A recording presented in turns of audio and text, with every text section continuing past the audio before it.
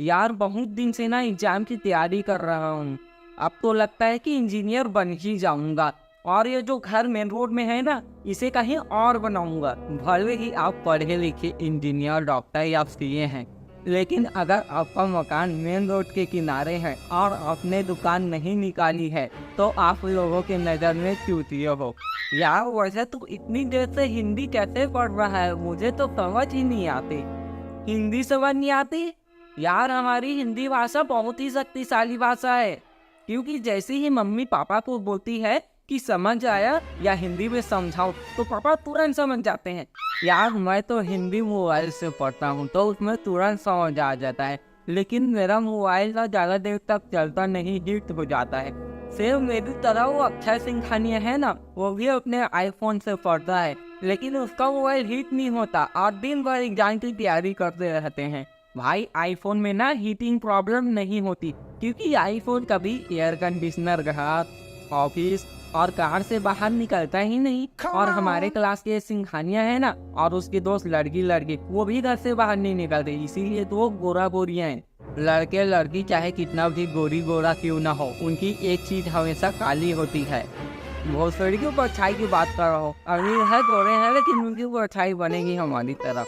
अच्छा, गोरी गोरा से याद आया, तुमने बोला था ना कि जीएफ होती है तो तुम्हारा पढ़ाई आसान होता है, वो तुम्हें एग्जाम के लिए तैयारी करवाती है। तो मैंने भी सोचा कि मैं भी जीएफ बना लूं ताकि मेरी एग्जाम की तैयारी अच्छे से हो। तो मैंने ना बहुत मुश्किल से 40 साल की गोरी सुंदर लड़की पटाई थी, लेकिन साले मेरे दोस्तों ने आंटी आंटी बोलकर ब्रेकअप करवा दिया।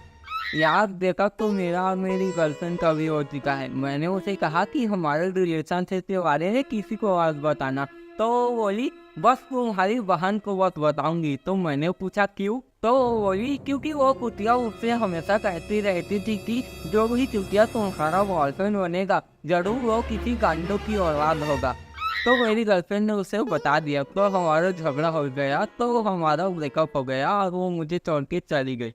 वैसे उसके मेरे इश्क के जहाज में पहला सुराग उसी वक्त हो गया था जब मैं उसके घर फ्रेंड बन के गया था, और मैंने उसके कप में मेरे कप से ज्यादा चाय देखी थी। तो मैं ना उस दिन ब्रेकअप के गाँव में था और दारू और बियर पीना चाहता था, लेकिन साला रात को भी कंधे ने स्कूल बैग टांग के निकलो तो कमीने दोस्त तुरंत दिमाग लगा लेते हैं कि बियर लेने जा रहा है। अब तो हद होगी यार, स्कूल बैग भी सेफ नहीं रहा। फिर मैं बिना देख के ठेका गया और दारू को दोनों हाथ में लेकर पीने लगा और एक जगह गिर गया।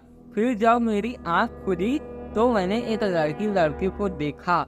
वो झाड़ियों के पीछे छुप के दबा दबा के चूस चूस के फ्रूटी पी रहे थे। फिर मैंने उस लड़के से फोन मांगकर घर में बताया कि मैं यहाँ हूँ और घर आ रहा हूँ। फिर मैं घर गया।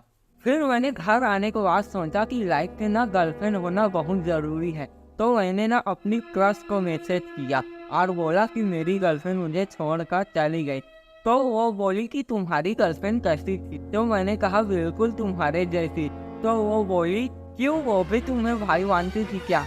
मेरे दिल की टुकड़े और बहुत बारीक हो गए, चूर्ण बन गए चूर्ण। फिर मैंने सोचा यार चलो कि जीएफ को ना ऐसी लाइन मार के पटाया जाए। तो मैंने देखा कि यार बहुत लोग लाइन में लगे हैं लाइन मारने। कई लोग तो यार लड़की को देखकर अपनी गाड़ी को इतनी तेज और स्टाइल से चलाते हैं जैसे कि लड़की उन्हें आकर वो देगी, ओह माय गॉड तुम इतना तेज गाड़ी चलाते हो, मैं तो तुम्हारे प्यार में पागल हो गई। हाँ यार मैं भी देखता हूँ तरह तरह के लोग ना लड़की पटाने में लगे हुए हैं। अभी परसों ही एक बुढ़ा ना एक लड़की को छेड़ रहा था, तो लड़की गुस्से से बोली अरे शर्म करो, तुम्हारे सर के बाल भी सफेद हो गए हैं। तो बुढ़ा उस लड़की से बोला अगर ऊपर सफेद राख न जा रहा है तो ये नहीं समझना चाहिए कि नीचे आग नहीं होगी। खैर ये सब हटा, जीएफ के भरोसे नहीं रहना है, खुद ही एग्जाम की तैयारी करनी है। वैसे तेरी एग्जाम की तैयारी तो बहुत पहले हो गई होगी। अरे कहाँ, यहाँ से तो वजह से ना प्रॉब्लम हो गई थी। फिर मैं डॉक्टर के पास गया और डॉक्टर से बोला मुझे ना सेट करने के बाद पेट में बहुत दर्द होता है। फिर डॉक्टर साहब ने मुझे कुछ दवाई लिख कर दी, तो मैंने उस दवाई को पिया।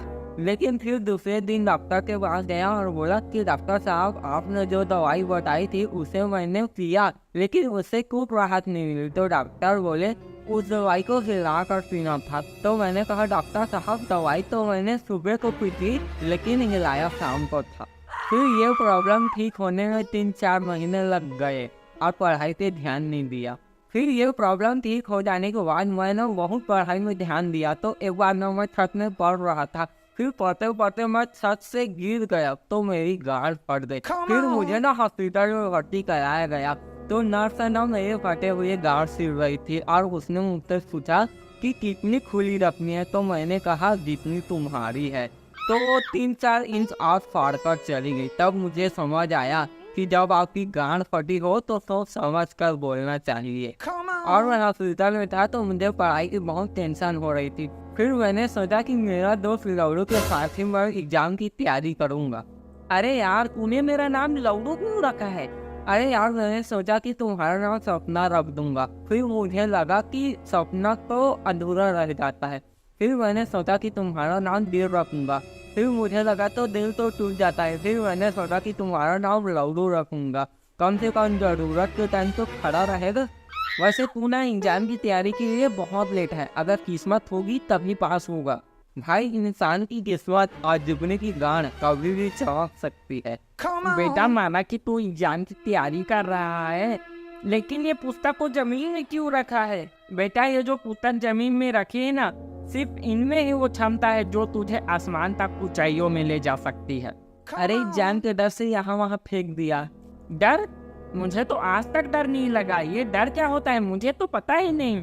एटीएम मशीन से पैसा निकालने के बाद अब 4-5 बार कैंसिल बटन को क्लिक करते हो तो शास्त्रों में इसे ही डर और भय कहा गया है। बेटा मैं जो तुझे डर के बारे में बोल रहा हूँ इसलिए बोल रहा हूँ ताकि तू एग्जाम में न डरे, क्योंकि मैं भी एग्जाम में डरता था और फेल हो गया।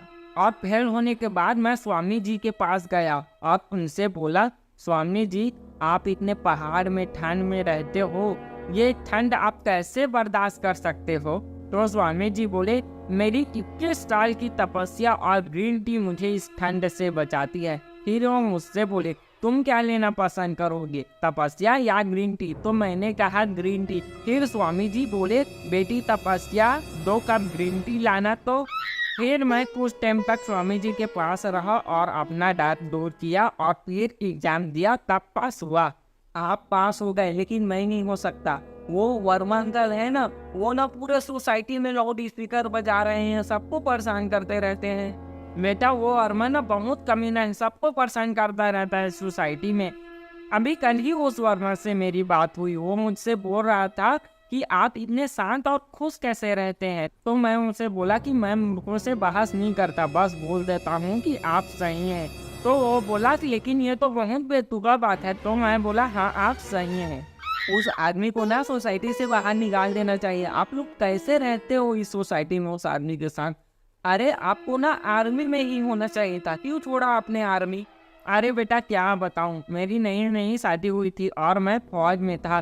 तो मेरी सासू माँ ने मुझे खत लिखा कि मेरी बेटी को तन्हा अकेला छोड़कर तुम सरहद पर मौज मस्ती कर रहे हो, शराफत से मेरी बेटी के पास आ जाओ, कोई भी बहाना बना के छुट्टी ले लो और आ जाओ।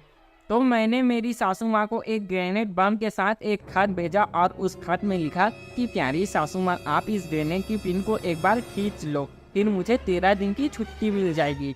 फिर उसने खींचा और मुझे 13 दिन की छुट्टी मिल गई।